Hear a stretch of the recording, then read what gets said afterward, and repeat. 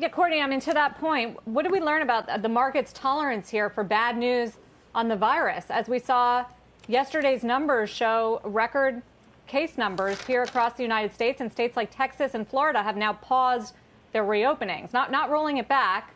Texas in some counties is rolling back elective procedures in hospitals, but still taking a pause. So why were investors able to brush that off so easily? Well, I think that... I think there are a lot of things that are really causing that.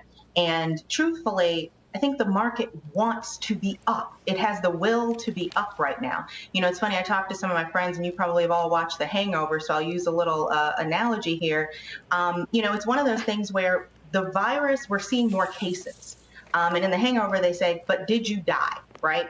And so until I start to see, and I know a number of our clients start to see the death toll rising, the case numbers are not really causing as much concern as one might think they should, or that they did earlier in the year before we understood that people can come out of this. And so I think the market right now is, one, thinking about the cases and hospitalizations versus deaths, as well as the power of liquidity coming from the Fed at this point in time, which is tremendous. What came out regarding the Volcker rule today is huge as it relates to the banks. I mean, I've been a huge proponent of financials and alternative asset managers in particular. What this allows those commercial banks to now do is put capital to work in the private market. It's going to be tremendous. And I think even the long-term benefit to retail and Main Street, which is always the biggest concern, is that now these banks have the ability to take stakes and help companies grow. That's a good thing if we think about the market. So I'm incredibly excited about my positions there.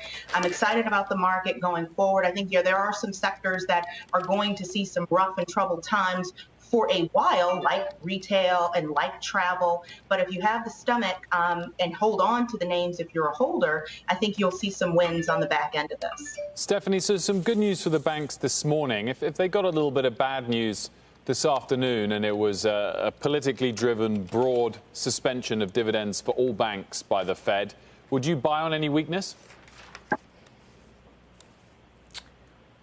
I would. I mean, I think these companies are very well capitalized. It's hard to predict this whole coronavirus, what that's going to mean for the economy, for the companies. But I think they have a lot of excess liquidity, excess capital. I think the largest 8 systemically important banks have something like $86 billion in excess capital. So if they had to cut it, the dividends, I don't think it's necessarily dire straits, or it implies dire straits for the companies. I think it's conservatism. And I think a lot of bad news, Wilf, you and I talk about this all the time, a lot of bad news is in these stocks, right? They're all trading at about 8, 9, 10 times forward estimates. Again, having all this liquidity, I think you want to buy very selectively. I have companies that have stories to them, because obviously we know the challenges with net interest income. We know the stories with the yield curve and how challenging the revenues are going to be at these companies. So Bank of America is a cost-cutting story, and they've been executing. Wells Fargo was a new management team that I think is doing a very good job. It's just taking them a long time. American Express is a return eventually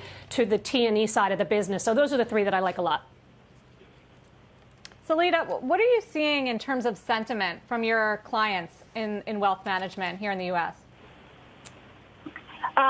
It's actually quite constructive. I mean, obviously there are questions around asking, is there a disconnect between what we're seeing in terms of economic numbers and the way the market is rallying? But overall, when you look under the hood in terms of valuation, I think it's still reasonable given record low interest rates. So overall, the sentiment that we're seeing is much more positive than obviously we've seen over the last couple of months.